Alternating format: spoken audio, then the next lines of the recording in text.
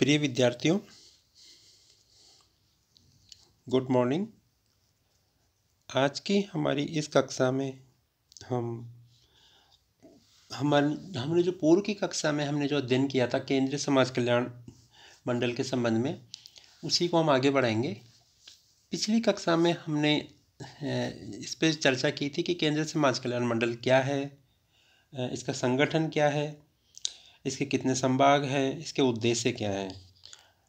आज हम इस विषय पर चर्चा करेंगे कि केंद्रीय समाज कल्याण मंडल के कार्य क्या हैं। Functions of central social welfare board. तो ये एक महत्वपूर्ण इकाई है, क्योंकि केंद्रीय समाज कल्याण मंडल पे अक्सर एग्जाम में क्वेश्चन आता है और विशेष करके इसके कार्य उसमें पूछे जाते हैं। तो केंद्रीय समाज कल्याण मंडल के विभिन्न संभागों के बारे में हमने पढ़ लिया।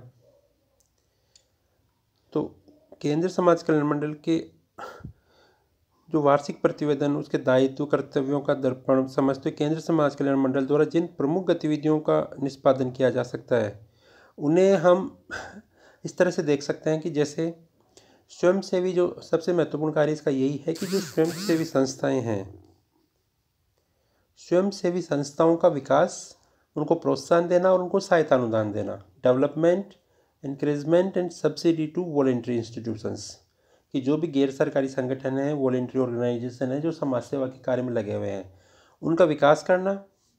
केंद्रीय समाज कल्याण मंडल देश में स्त्रियों, बच्चों, विकलांग, वृद्ध, अशक्त के कल्याण में लगी विभिन्न स्वयंसेवी संस्थाओं को वित्तीय सहायता प्रदान करता है।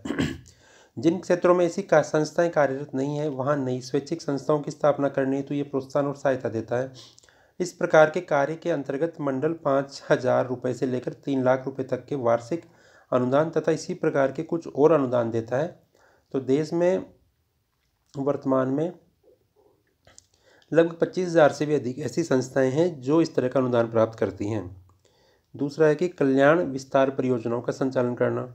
Regulation of welfare extension projects.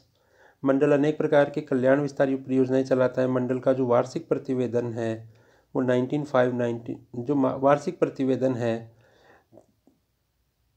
जो अभी अपना नवीनतम ही प्रतिवेदन है 1920 के अनुसार, जो मंडल ने इस प्रकार की जो परियोजनाएं संचालित की है वे अलग अलग तरह की हैं। जैसे सामान्य हैं शहरों के लिए, सीमावर्ती क्षेत्रों के लिए। तो इससे स्पष्ट होता है कि कल्याण कार्यक्रमों के लिए चलाई जा रही ये परियोजनाएं ग्रामीण क्षेत्र, शहरी क्षेत्र और विशेषतः सीमावर्ती क्षेत्रों के लिए चलाई जाती है। इन परियोजनाओं में पोषाहार, साक्षरता, व्यावसायिक प्रशिक्षण, बालवाड़ी, परिवार परामर्श, पालनाघर आदि प्रमुख है। एक है कि श्रमजीवी महिलाओं के लिए आवास, हॉस्टल फॉर वर्किंग वीमेंस। केंद्रीय समाज कल्याण मंडल ने देश में विभिन्न भागों में रह रही श्रमजीवी महिलाओं के लिए अनेक हॉस्टलों का निर्माण कार्य किया है। मंडल इन हॉस्टलों का निर्माण उन महिलाओं के लिए करता है जो श्रमजीवी होती है, एकाकी होती है। देश की श्रमजीवी महिलाओं के आश्रय के लिए इन हॉस्टलों को एक महत्वपूर्ण सकारात्मक कदम माना जा सकता है। और मंडल ऐसे छात्रावासों के रखरखाव हेतु प्रतिवर्ष अनुदान भी देता है। बच्चों के लिए अवकाश शिविर लगाना, vacation tours to school childrens. तो 10 से 16 आयु वर्ग के गरीब बच्चों के लिए अवकाश शिविर का आयोजन मंडल के द्वारा किया जाता है। बालवाड़ियों का संचालन करता है। Regulations of nurseries. केंद्रीय समाज कल्याण मंडल ने बालवाड़ियों का एक जाल सा बिछा रखा है। देश भर में विभिन्न स्वैच्छिक शैक्षणिक संस्थाओं के द्वारा इस प्रकार की बालवाड़ी संचालित की जाती है। मंडल ग्रामीण क्षेत्रों में इसके लिए विशेष कार्यक्रम भी, प्रोत्साहन भी देता है। बालवाड़ियाँ हैं, आंगनवाड़ियाँ हैं। स्कूल पूर्व समेकित परियोजना। शहरों के गंदे इलाकों में निम्न आय वर्ग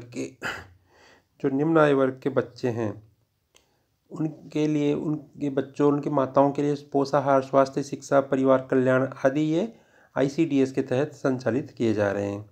महिला मंडलों की स्थापना की जाती है। देश भर में महिलाओं में जागृति उत्पन्न करने के लिए महिला मंडल स्थापित करने हेतु भी प्रोत्साहन दिया जाता है। इस प्रकार के महिला मंडल स्थापित करने के लिए केंद्रीय समाज कल्याण मंडल अनुमानित खर्च का 75% भाग सहायता के रूप में उपलब्ध करवाता है। ग्रामीण महिलाओं को जन सहकारिता में प्रशिक्षण देता है। तो यह मंडल ग्रामीण जो महिलाएं होती हैं उनको शोषण से बचाने, उन्हें आत्मनिर्भर बनाने हेतु सहकारिता के क्षेत्र में प्रशिक्षण प्रदान करता है। इस प्रकार के प्रशिक्षणों में घरेलू तथा कुटीर उद्योगों एवं रोजगारोन्मुखी व्यवसाय में तकनीकी ज्ञान एवं आर्थिक सहायता प्रदान की जाती है। पूरक पोषाहार कार्यक्रम चलाता है। स्कूल पूर्व की आयु के बच्चों को के लिए भी ये पूरक पोषाहार कार्यक्रम चलाता है। शिक्षा और व्यावसायिक प्रशिक्षण का कार्यक्रम देता है। सामाजिक आर्थिक कार्यक्रमों का ये संचालन करता है कि जो ज़रूरतमंद महिलाएं होती है, जो विकलांग बच्चे होते हैं, उनके लिए सामाजिक और आर्थिक कार्यक्रमों का ही संचालन करता है। सीमावर्ती जो क्षेत्र है उनके लिए कल्याण परियोजनाएं चलाता है। तो जैसे भारत के उन ग्रामीण और शहरी क्षेत्रों में एकीकृत विकास और कल्याण की जो विविध परियोजनाएं हैं जो सीमा पर स्थित हैं, इन परियोजनाओं में सीमावर्ती गांवों के लोगों के रहन सहन, शिक्षा, व्यवसाय, संचार तथा परिवहन व्यवस्था में सुधार के प्रयासों सहित सांप्रदायिक सौहार्द बढ़ाने वाले शिविर भी आयोजित किए जाते हैं। परिवार परामर्श तथा नवाचार कार्यक्रम का आयोजन करता है।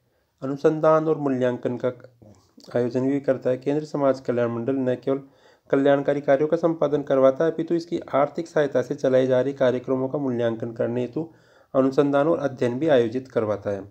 देश में सामाजिक आर्थिक कार्यक्रमों यथा महिला मंडल, अन्य परियोजनाओं के कार्यक्रम कैसा हो, उनके कामकाज और जनलेखा समिति ने क्या टिप्पणी की, इन सब बातों के आधार पर श्रेष्ठ कार्यक्रम के लिए आधार भी तैयार करता है। प्रचार कार्य करता है, पब्लिसिटी फंक्शंस। इसके अलावा और भी अनेक प्रकार के कार्यक्रम चलाता है, जैसे कि भारत सरकार द्वारा विकास के लिए चलाए जा रहे 20 सूत्री कार्यक्रमों का अध्ययन करवाता है। देश में प्राकृतिक आपदाओं से पीड़ित लोगों की सहायता करता है। अब 20 सूत्री कार्यक्रम तो खत्म हो गए, तो नए नए प्रकार के जो भी कार्यक्रम आते हैं उनके लिए काम करता है। समाज कल्याण मंडल के क्षेत्र में मंडल सर्वेक्षण मूल्यांकन के अतिरिक्त केंद्र सरकार, राज्य सरकारों के परामर्श एवं तकनीकी सहयोग भी प्रदान करता है। तो इस प्रकार से हमने देखा है कि समाज कल्याण मंडल किससे संबंधित, मतलब ये देश में महिला, बच्चे, विकलांग, असक्त लोगों की सहायता के लिए स्वैच्छिक संस्थाओं के माध्यम से आवश्यक जागृति उत्पन्न करने का कार्य कर रहा है और साथ ही प्रत्यक्ष भी उनकी सहयोग करते हैं। केंद्रीय समाज कल्याण मंडल और राज्य स्तरीय समाज कल्याण सलाहकारी मंडल अपनी कार्यकुशलता और एक जो सक्षम तस्वीर बननी चाहिए थी वो अभी तक पूरी तरह से नहीं बन पाई है। मंडल जिन सामाजिक आर्थिक कार्यक्रमों का संपादन करने के लिए सहायता देता है उस दिशा में आवश्यक नीति निर्माण और समन्वय करने के लिए उसके पास प्रशिक्षित और कुशल और विशेषज्ञ कार्मिकों का आज भी अभाव है। इनके द्वारा चलाए जा रहे जो कार्यक्रम है उनमें कहीं कहीं तो स्वैच्छिक संस्थाओं के द्वारा केवल कागजी कार्यक्रम ही चलाए जा रहे हैं। वास्तविकता में यह भी कि बहुत सारे जो NGOs हैं जो इनसे एड लेते हैं वो कागजों में बने हुए हैं, व्यवहार में धरातल पर वो नहीं है। तो उनके बारे में ऐसी एक सशक्त एक प्रतिवेदन बने, उनको हटाया जाए, ऐसे तो उसकी भी कमी है।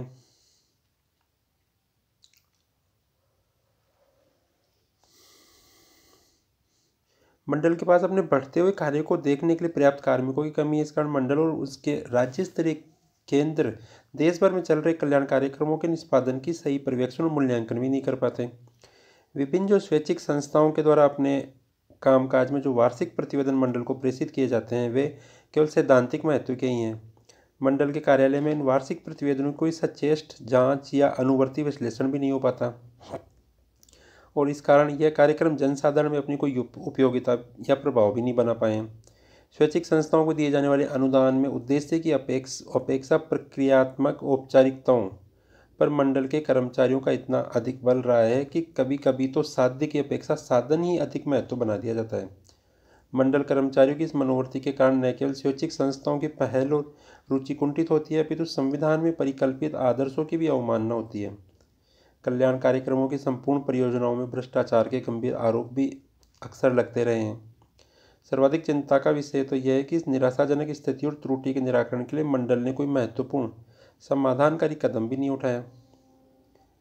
मंडल को कार्यकरण के लिए कुछ सुझाव भी दिए गए हैं कि एक तो मंडल की संगठनात्मक संरचना का पुनर्गठन होना चाहिए, तकनीकी विशेषज्ञ इसमें अधिकाधिक होने चाहिए जिससे कि इन कार्यक्रमों का अधिक व्यावहारिक नियोजन,